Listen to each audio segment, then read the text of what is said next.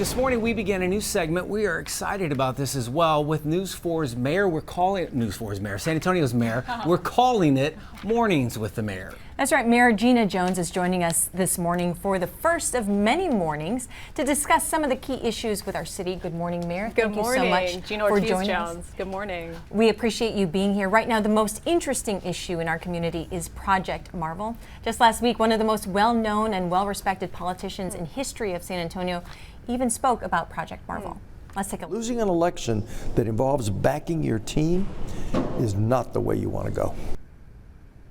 Now, Mayor, first and foremost, we want to ask you, with the threat from that person, he has bonded out. How are you feeling this morning about all that? Well, look, I'm thankful. The reason that actually was caught, I'm on the CPS board, and CPS has a contract to surveil for any of those kinds of threats online against any of the board members. So once they flagged it, they shared it with SAPD, and SAPD then was able to apprehend the person. So I'm thankful that that person has been arrested. And what I have done also is ask actually Eric Walsh, our city manager, to quickly implement that capability, not only for myself, but also for the other council members. I think it's really important in this time that everybody feels safe, and frankly, we have adequate resources dedicated to surveilling against those kinds of threats. There's crazy people on all sides, and we've just got to make sure that we're investing in the capability to catch those things. I just see a lot online as well. Just folks, no matter what they feel about they all seemingly said, this is ridiculous. Completely. Like we're having a city debate on something that there'll be an outcome, but either way, we're talking about a public servant here, and we should be thanking everyone who decides to, commit their life to serving the city that they live in. So I appreciate that, and I think asking tough questions to stand up for our community, to ensure that our community is well informed of what's going on, to your point, is just the basic work and the basic responsibility of a civil servant. So I am in no way deterred from continuing to do that. Well, we're glad that you are safe and that person is going to be dealt with. Let's get down to business. So, the proposed Spurs arena. Tell our viewers, how do you feel about the Spurs? Are you a fan? Yes, of course. Good. I just shared with you. You asked, hey, what was going on in 1999 when I graduated from John Jay High School. And I reminded you that we won a championship that year. Right? And so the Spurs are so critical to our city, to our economy, to our culture. I think it's also, and I think that's why our city has invested so much in the Spurs, right? When you look at the number of arenas that we have invested in, publicly financed to support them, right? So we're thankful for all that they do for our community. I think at the same time, we are looking at this generational investment.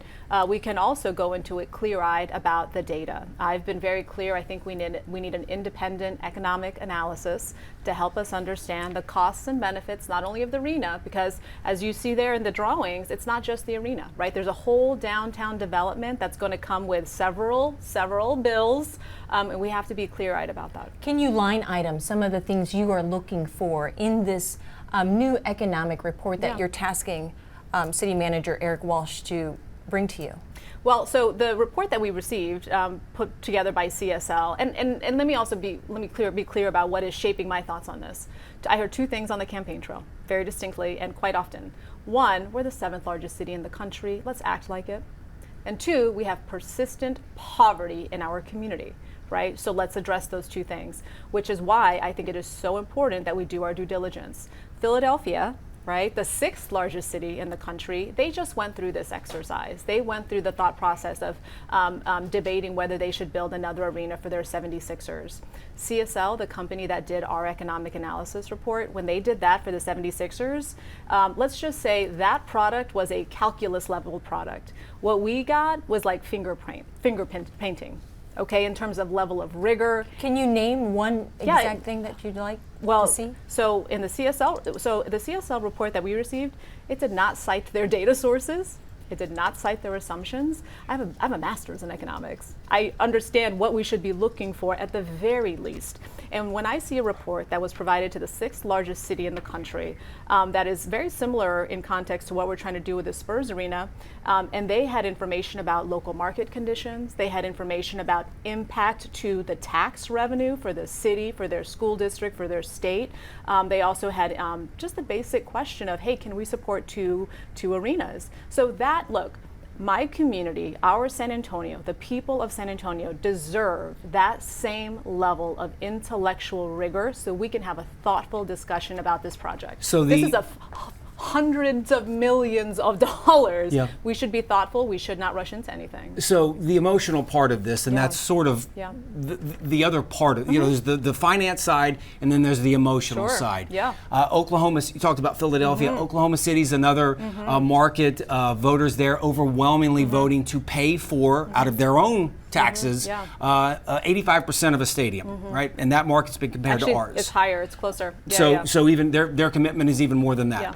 My question is this. Are you afraid by what you've asked and stalling or pausing, whatever the word is you want to use, are you afraid of alienating the Spurs and then ultimately watching them walk out of town? I think what's important is we're not operating from a place of fear. I actually talked to Mayor Holt, who was the mayor of Oklahoma City, to get their understanding of how they would approach that deal. Oklahoma City is in a much very different position than we are. When you look at their size, there are many, many more cities above them that frankly would be more competitive for that. So they didn't have a lot of leverage. They really felt like, frankly, if we don't do this, they will leave. They didn't have a lot of leverage. I think we as a community, though, can make sure, again, we should not be operating from a place of fear. We owe it to ourselves. So what keeps me up at night? Today, we're going to have a briefing on the budget. There is a $150 million gap in the 2027 budget. We've got to close that. If we don't do anything, the gap grows to 220 in 2030, right? That keeps me up.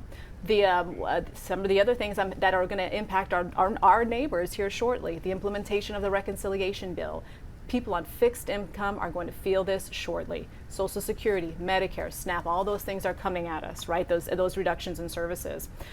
We also know, I'm on the board of CPS and SAWS. Both of those entities are going to come to the City Council next year asking for a rate increase. Okay. Oh, by the way, what do we also have on the horizon? A bond. Well, right? Mayor, we got to run. Okay, we got to run. But hey, we're going to continue this conversation. We should do this every Thursday. Hey, I'll see you there. And so let's be very clear, right? I'm going to provide exactly what is keeping me up, because this is what the voters deserve. They deserve this level of information, this intellectual rigor. Well, we appreciate you being here. Thank you. And we, of course, will see you next Thursday. Thank you. Want to hear from you. You can let us know. Go to our Facebook page. Let us know what you would like. Topics to bring up with the mayor, and we'll pass those along as well every Thursday right here on News 4 at 6:30 in the morning.